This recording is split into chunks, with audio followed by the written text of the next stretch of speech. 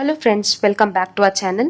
இன்றைக்கி நம்ம prawn gravy எப்படி செய்கிறதுன்னு சொல்லிட்டு தான் பார்க்க போகிறோம். இது ரொம்பவே ஈஸியான ரெசிபி, அது மட்டும் இல்லாமல் ரொம்பவே டேஸ்ட்டாகவும் இருக்கும். ரெசிபிக்கு தேவையான இன்க்ரீடியன்ட்ஸ் எல்லாமே நான் டிஸ்கிரிப்ஷன் பாக்ஸில் கொடுத்துருக்கேன். இது வரைக்கும் நம்ம சேனலை சப்ஸ்கிரைப் பண்ணாதவங்க சப்ஸ்கிரைப் பண்ணிவிட்டு பக்கத்தில் இருக்க பெல் ஐக்கானை கிளிக் பண்ணிக்கோங்க. அப்போ தான் நான் அப்லோட் பண்ணுற வீடியோஸ் எல்லாமே நீங்கள் மிஸ் பண்ணாமல் பார்க்கலாம்.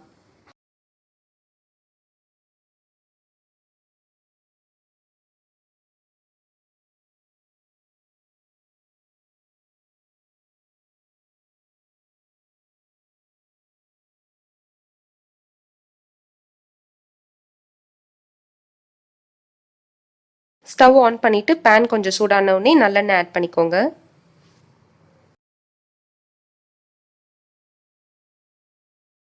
சின்ன துண்டு பட்டை ஆட் பண்ணிக்கோங்க. ஒரு கிராம்பு ஆட் பண்ணிக்கோங்க. அரை ஸ்பூன் அளவுக்கு சோம்பு ஆட் பண்ணிக்கோங்க. சோம்பு பொரிஞ்ச உடனே நறுக்கி வச்சிருக்க வெங்காயத்தை ஆட் பண்ணிக்கலாம். நான் இன்னைக்கு ஒரு பெரிய சைஸ் வெங்காயம் எடுத்திருக்கேன். சால்ட் உங்கள் டேஸ்ட்டுக்கு ஏற்ற மாதிரி ஆட் பண்ணிக்கோங்க. கொஞ்சமாக கருவேப்பிலை ஆட் பண்ணிக்கோங்க. வெங்காயம் கொஞ்சம் வதங்கின உடனே தக்காளி ஆட் பண்ணிக்கோங்க. நான் இன்னைக்கு 2 மீடியம் சைஸ் தக்காளி எடுத்திருக்கேன். வெங்காயமும் தக்காளியும் நல்லா வதங்கணும், அப்போ தான் உங்களுக்கு கிரேவி நல்லா டேஸ்ட்டாக கிடைக்கும்.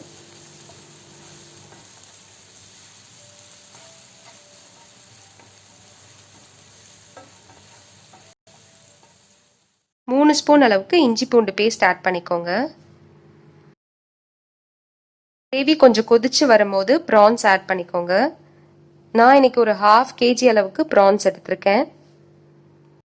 ஸ்டார்டிங்லேயே மசாலா ஆட் பண்ணாமல் இந்த மாதிரி ப்ரான்ஸ் போட்டு முடிச்சதுக்கப்புறம் மசாலா ஆட் பண்ணி செஞ்சிங்கன்னா கிரேவி ரொம்பவே நல்லாயிருக்கும்.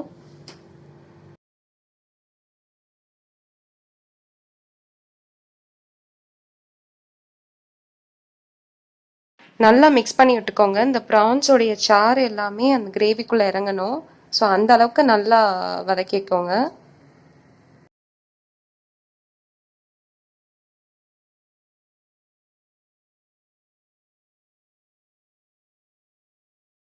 ½ கிளாஸ் அளவுக்கு தண்ணி ஆட் பண்ணிக்கோங்க. ரொம்ப தண்ணி சேர்க்க வேண்டாம்.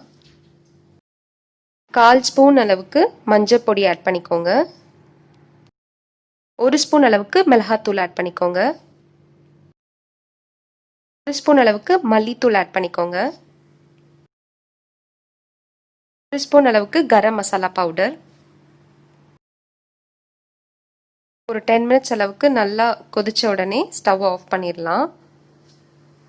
சப்போஸ் நீங்கள் ப்ரான்ஸ் நிறைய எடுத்தீங்கன்னா மசாலாலாம் அதுக்கேற்ற மாதிரி கொஞ்சம் கூடவே எடுத்துக்கோங்க.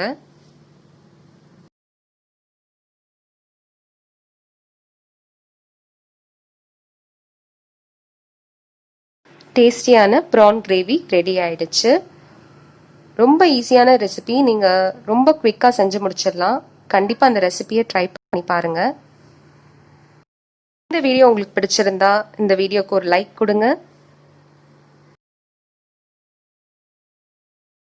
நம்ம சேனலை ஷேர் பண்ணுங்க, சப்ஸ்கிரைப் பண்ணுங்க, மறக்காம கமெண்ட் பண்ணுங்க.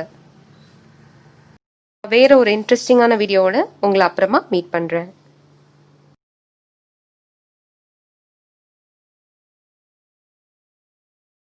Thank you so much for watching.